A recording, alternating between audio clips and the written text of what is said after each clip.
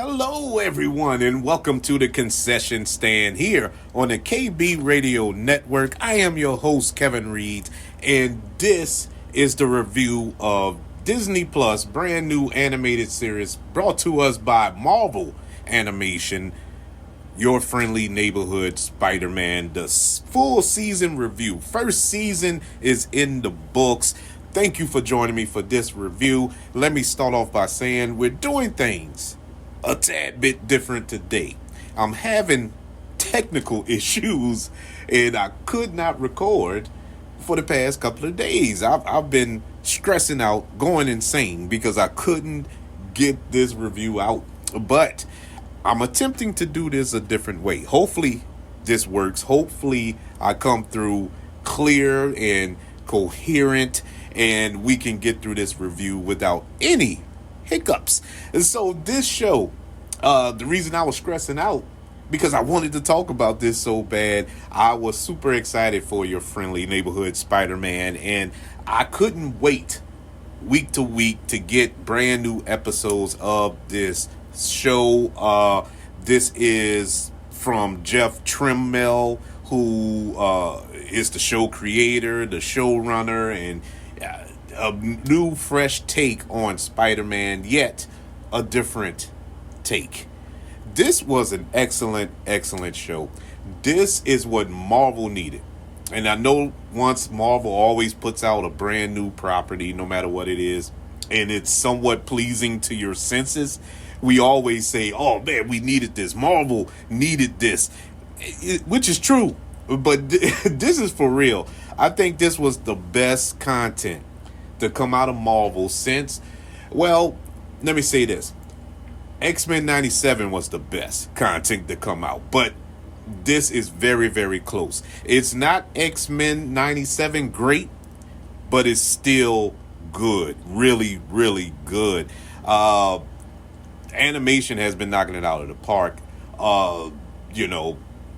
What If aside, I didn't care for the last season of What If, but X-Men 97 and Friendly Neighborhood Spider-Man, just beautiful. Chef's kiss to these two animated shows. Live action, oh boy, we talking hit or miss all over the place when it comes to the live action Marvel productions. I don't care if it's Disney Plus shows or movies as of late.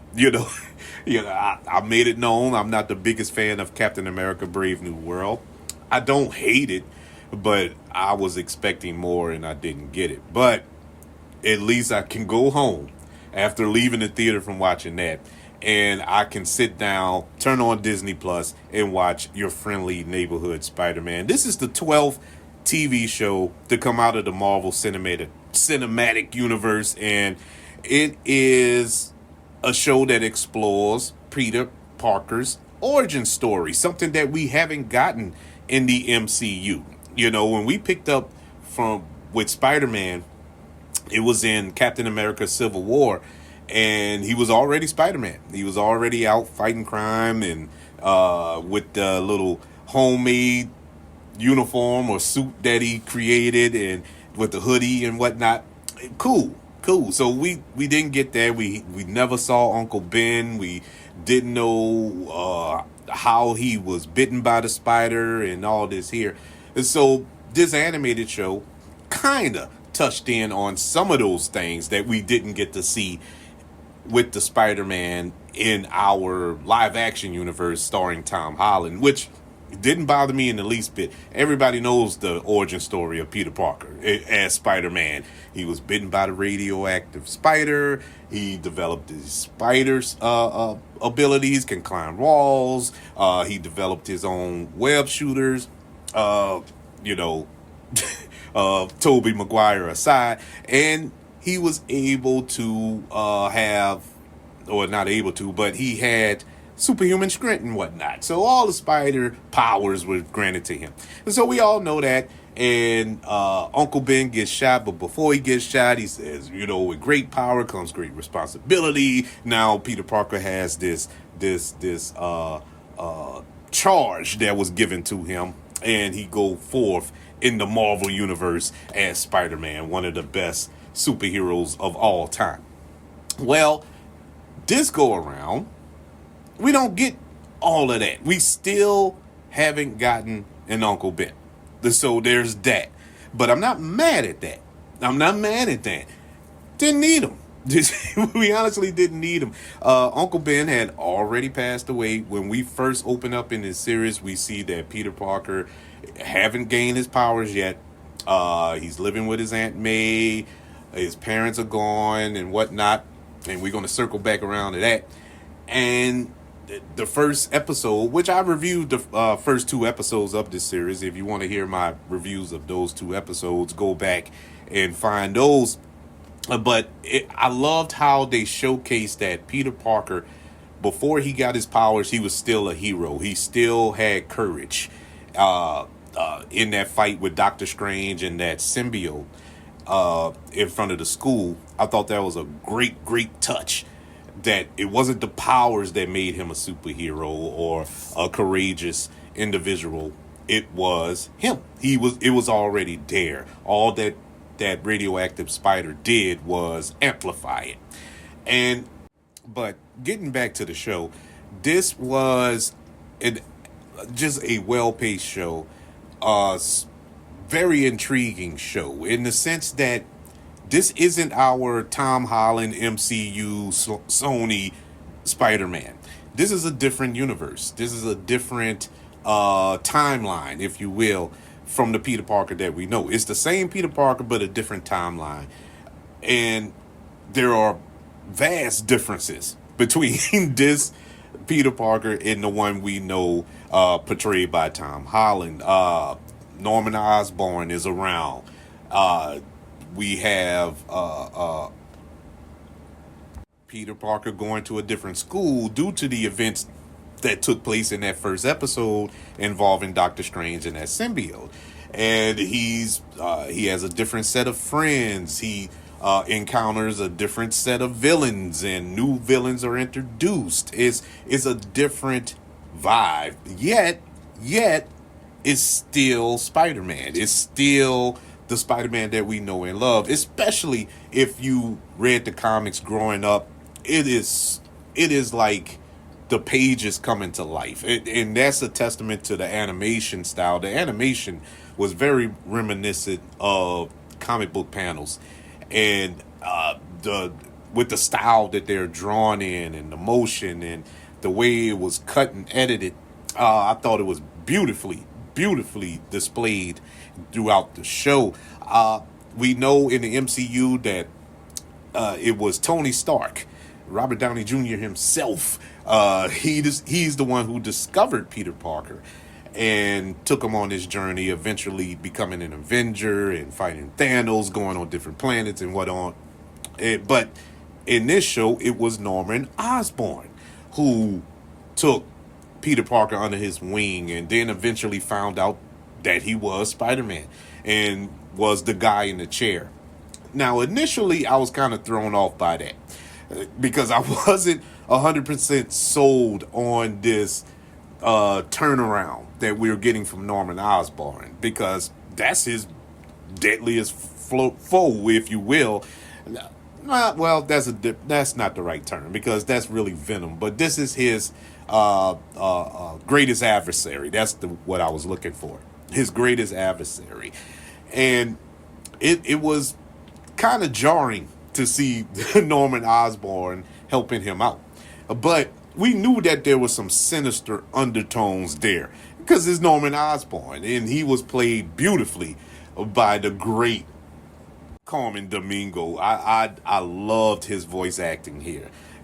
Carmen Domingo, if you watched him in anything, he just has that distinct voice pattern, that speech pattern that that's him, And at first I was like, I don't know if this is gonna work for me, but as the character grew throughout the series, I was 100% sold. Completely enjoyed it. I love his character because you don't know what angle he's playing. You know he's bad because he's Norman Osborn. You know that there's something brewing there. Even when stuff is revealed later on in this show, with him taking blood from Peter and trying to develop more Peter Parkers, if you will, more Spider-Man, if you will, and stealing the technology from Otto Octavius. That was great. I like that, and you know that he's up to something, but still you're sympathetic to him. You're still kind of skeptical if he's really bad because he hasn't shown the evilness yet. I guess we're going to get that in season 2. I still think that it was a genius move to kind of take this show in a different direction, give us a fresh story, a new story with familiar characters, yet keep the essence of Spider-Man, keep the essence of the MCU still there, and making this more of an completely engaging watch. I was so engaged with this show. Never did I get bored. Never did I get uninterested in any story that was being told throughout this series, because it wasn't just Peter Parker's story that was being told. We got probably the story of this season with Lonnie Lincoln, who we all know in the comic books is Tombstone, another villain in the Spider-Man Rogues Gallery. I never was a Tombstone guy. I never really looked at him as a super threat to, I didn't follow him. I'll put it that way. He could be super menacing in the comics and other medias, but I just wasn't connected to Tombstone. I always liked Green Goblin, Hobgoblin, Doc Ock, and your typical Sinister Six characters, Rhino and so on and so forth, Kraven the Hunter and all this here. But I never really got into Tombstone. I am now.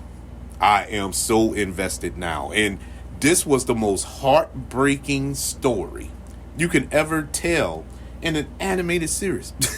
This was heartbreaking to see Lonnie, who is probably the best guy you could ever meet.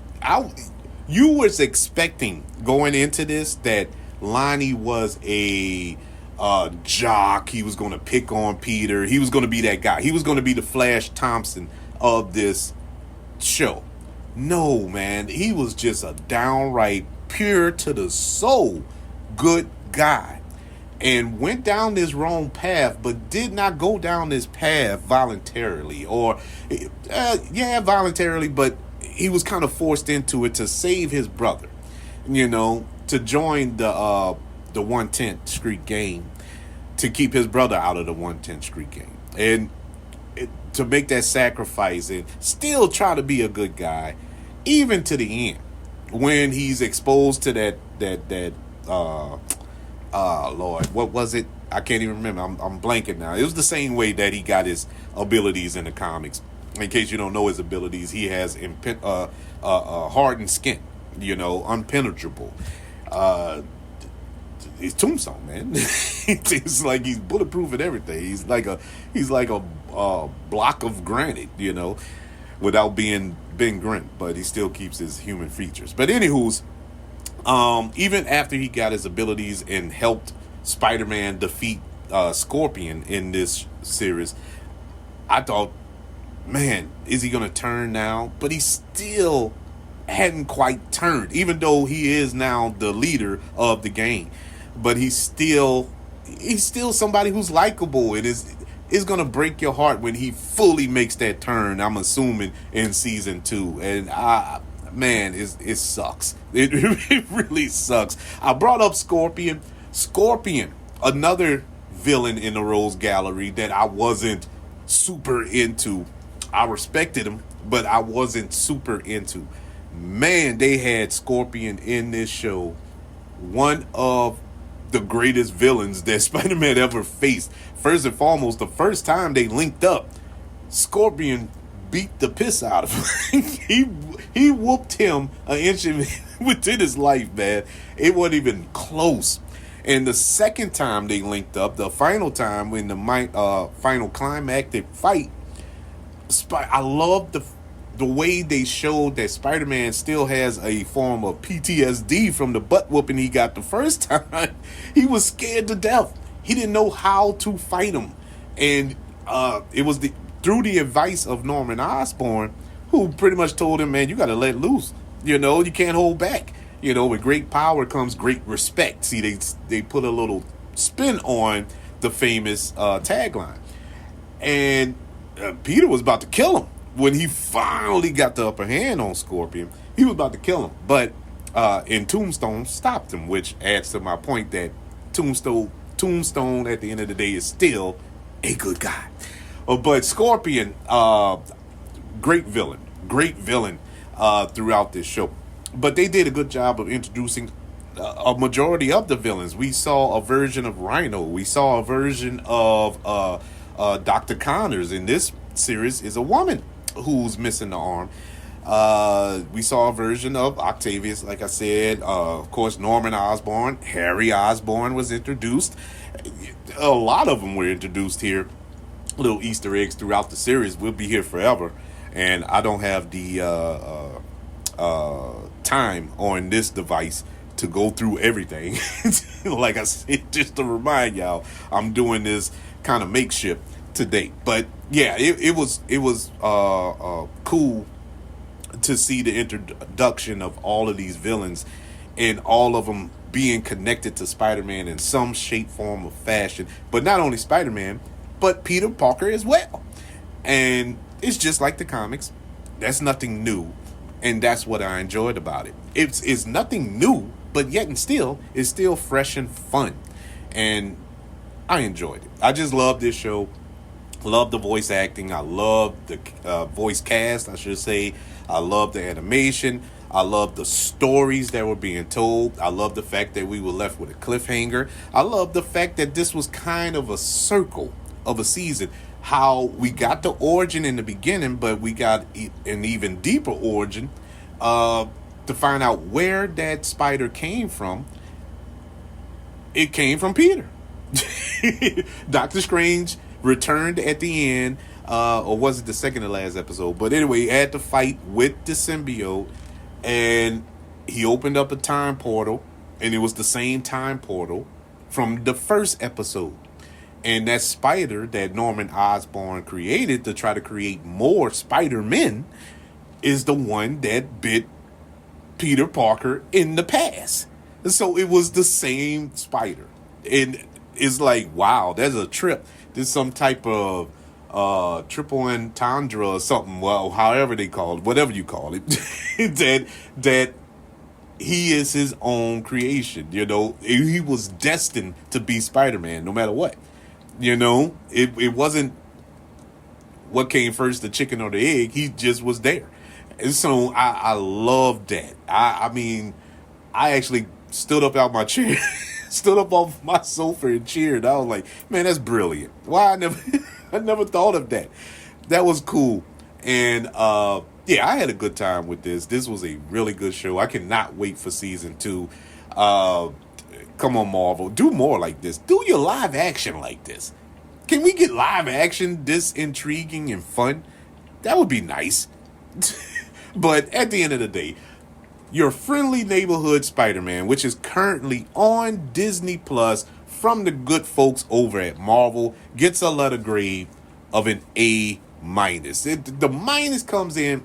There were a couple of episodes where it was a lot of expedition and a lot of explaining going on that I felt didn't really need to go there, because we knew what was going on, but it kind of hammered it home a little bit. But I get it. But it just for me, I don't really need all this information. I know, but it's cool. It was cool. But yes, it gets an A-.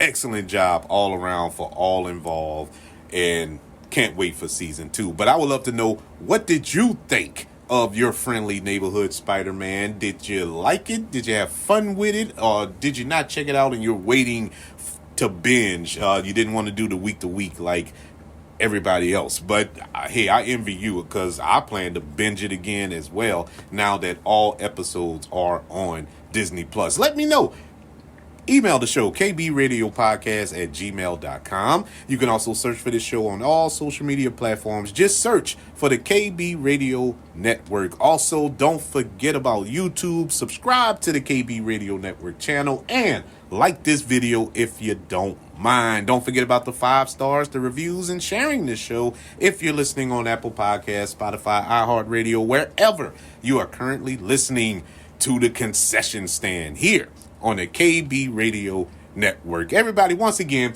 I don't know how this is going to sound. Of course, I'm going to listen to it after, but if it sounds too bad, I truly apologize. Once again, we are having technical difficulties with my computer, my setup, my desktop, so I'm doing this a different way, but it's all good. We'll get it rectified nonetheless. Want you all to know that I love you, continue to love everyone, and until we speak again, you all be blessed.